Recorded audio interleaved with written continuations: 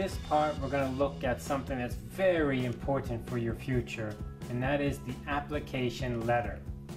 When you go looking for a job, you can apply and they want your resume.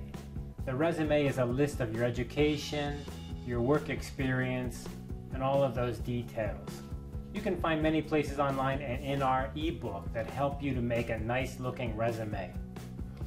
Right now I want to teach you about the harder part though, the application letter. When you write an application letter, it will make a huge impression on the people who interview you or ask you to come to an interview. So it's your first step, or your big step actually. When I read application letters, I can immediately see if the person is serious, if they're detailed, if they work hard, if they take their work serious. If there's many mistakes and it makes no sense, then I know this person is not going to be a good employee. So it's very important in the application letter to make a good impression. And I'm going to show you how in this short summary of writing the application letter. Now remember, an application letter goes along with your resume. So one is a list of your history, kind of your education and work history, and this is a letter. Usually the letter should not be longer than 1 page, because if it's too long, people see it and they say, oh no, it's too long, it's too much for me to read. So keep it down to 1 page. Now let's take a look at the application letter. The application letter will usually be sent with the resume together. In Taiwan and China and Hong Kong, lots of times if you apply for a job that's a foreign company or international company, and even some big domestic companies, they'll ask for you to have a Chinese letter and an English letter. Now maybe you write the Chinese, then you translate it. I guess that's okay, but I want to tell you that the normal Chinese approach and the English approach are very, very different. So I'm going to talk about the English approach, and I hope you can write them separately to do a better job. This letter will follow the style of any business letter, and that is, it should have a nice heading, it should have an opening, it should have a body, it should have a closing. It should look nice and help you make a professional appearance or look professional. Before I go on about the details of this letter, I just want to emphasize one thing, and that is about this date issue. And many people make this mistake. Let me say that I want to list out some dates. Maybe I have some important dates, like maybe I graduated from school in 2015, and maybe I got my first job in 2016. And maybe I had another job when I was in college, and that was in 2014. Now when you write this in your resume, you need to write it this way. The latest date goes on top, and the early date goes on the bottom. So these dates, let's put them in here.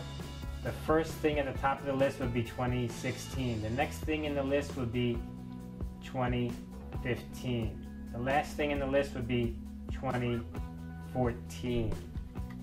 That's very important, and everybody seems to mix this up. And people who get it right, I know they're professional and they've checked. There is one way to write this, and that is the last date goes first. Last goes first, because that's the most important, it's the most recent. And things that are earlier go bottom, towards the bottom of the list. They may be important, but they go down towards the bottom, they go down. Later towards us, sooner to the today, closer to today, goes up on the top. That's called reverse chronological order. Reverse chronological order. It's very important to get that right. Now, in the application letter, we don't really worry about that so much, because in an application letter there's one thing you do not want to do, and that is do not tell a story. I see lots of application letters where the applicant will tell a story. And when I say tell a story, I mean they'll say, oh hello, let me tell you, I was born in Changhua County and my parents owned a shop and blah blah, I went to junior. They tell me the whole story of their life. That is not the right way to write an application letter. An application letter is a chance for you to sell yourself to the company, to say, I am valuable, I have something that's worthwhile. You're going to pay me. It's just like buying a product. So I need to show you the value you get. You're going to pay me money and I'm going to give you more in return. And here I'm going to tell you about that. So please don't go into all the stories about your family and about your history with your family and all those things. I think there's a lot of confusion because in Chinese this is often called the autobiography, or it's translated as autobiography, and even lots of Chinese applications will say write your autobiography. What you should be writing is this application letter, which is a very short, very clear, little tiny piece of information to sell yourself, tell your value. So let's take a look at how this letter works. This letter will have 4 paragraphs. The first paragraph will be an introduction. Each paragraph will be directed towards the job. That is, each paragraph should be telling something about you and how you match the job. And you should only be telling important skills to the job. So if I'm applying for an accounting job, I should be talking about my accounting skills. If I'm applying to a job that needs Japanese, I should be talking about my Japanese skills. If I'm applying to a job that needs Japanese, but I talk about my German skills, that is not helpful. Now later, maybe after I get the job, maybe that'll be good. Maybe they need some German skills. But that's not the way you do it when you apply. You want to focus and just show the skills that you have that match the job now, so I can give you a chance, so you can get a chance to get an interview, so you get a chance to get into the company. So let's go ahead and look at the parts of this letter.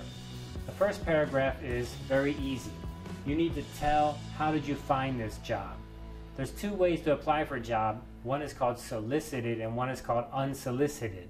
So one way is you just send a letter, and one way is you see an advertisement online, for example. That's the normal way these days. So you need to say, how did you see the information? So I saw your information online or something like this. And you can give a date and a location. You need to tell something very quickly about the company you're applying to, so that this shows you did your homework, you know something. So you don't want to look stupid, you want to look smart. So in this way you want to say, I know something about you. I can work with you because I already studied something about you. That's very, very helpful. So let's look at some simple examples. These are pretty short because the first paragraph, you don't want to spend too much time here because you need to keep your letter down to 1 page, remember? So let's look at the first example here. I saw your advertisement for a sales manager in the China Post on June 8th. So here is a date, and here is the place I saw it. So this could be online or this could be offline. I am very interested in this position and feel that I am well qualified. Please consider me as an applicant for this position. So very straightforward. Look at the second example. A Miss Hayworth recently informed me that there's a job opening in her department, the marketing department of the Asian division. At this time, I would like to be considered as an applicant for this job. So here we have a good example of I know somebody. So if you know somebody, you can go ahead and put their name in there now in the first paragraph just to bring that up now. These 2 are different. This first one is solicited and this second one is unsolicited. Different, you see. Solicited means you saw it in the newspaper or you saw it online. Unsolicited means you did not see it, you just sent a letter to apply. You may think that's crazy. How can you just apply for a job when they haven't advertised? Well, yeah, you can do that. You actually have a better chance to get a position if you're lucky enough that they have one open. Of course, they may not have one open, then you don't have a chance, but that's okay, you can still try. And if they see your letter and think you're special enough, they may even offer you a position, although they didn't have one open right now. It's always possible, who knows. Paragraph 2. In paragraph 2, you want to describe what are you doing now? What kind of work are you doing now? And more detail would be good. But remember, you need to show the detail in order that the person reading it feels that detail is important to me. You see, if you said something like, I can use Microsoft Word, well, is that really an important detail for this job? If you could say, I can program Microsoft Word using Microsoft macros, and that office needs that, that would be good. So the more specific you are, the better. If you say, well, I can use Adobe Photoshop, is that important? But if it is important, can you mention more detail? Like, I can use Adobe Photoshop and here is a link to samples of my work, and you can see that work, and I have successfully published this work in some kind of online magazine or something. So by giving more detail, that's better, but you want to give the right detail, and that means the detail that helps me think, you are good for my company. You have skills that we can use now. If you say everything general, like, I can use computer, well, isn't that everybody? Or I can use a cell phone, right? That is everybody, so that's not really so helpful. Here's an example, paragraph 2. And in this example, this is a recently graduated student, and this student is trying to emphasize leadership skills and responsibility. So this is very clear. These are the two skills I think I have. At Taichung College, where I am a student, it has been my pleasure to be the leader of my class for the last 3 years. As such, I often have had to take responsibility for class projects and activities. I have organized several trips for my class around Taiwan. The planning of these trips involved complex scheduling, good communication skill, and a strong sense of responsibility. I feel these skills are important to success. That's a great example right there. The job this person is applying for, responsibility and leadership, communication, this must be very important for this job. So if you apply this job and I see this, I say, hey, I can see what you've done. But if you write a letter and you just say, I am responsible, well, everybody says that. I need proof, I need evidence, I need you to show me what you've done that matches this job. Here's another example. In this paragraph, we're going to look at emphasizing communication skill. I am presently employed at the #1 Sports Center. In this part-time job, I have learned how to communicate effectively with customers. My job is to answer customers' questions about products while also handling any complaints. Because #1 Sports Center concentrates on new products and highly specialized exercise equipment, customers have numerous questions about use, quality, price, and service. So in that example, you can see the job he's applying for, or she's applying for, is related to communication or maybe communicating with customers. And I want to show you, I've done that before. So let me give you the example. So paragraph 2 is emphasizing how your skill set matches that job.